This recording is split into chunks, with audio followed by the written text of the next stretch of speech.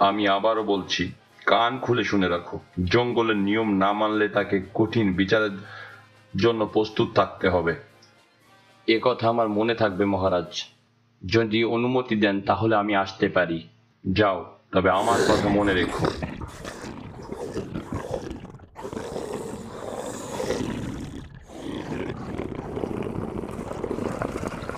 মহারাজ, আমার কাছে মনে হয় সিংহ বিষয়টা সহজভাবে নিতে পারেনি। আমি জানি, কিন্তু কিছু করার নেই। আমার কাছে ছোট বড় সবাই সমান।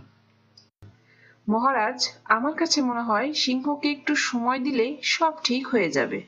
আপনি একটু সময় দিন, আমি ওকে বুঝিয়ে দেখি। দেখো, ওকে বোঝাও।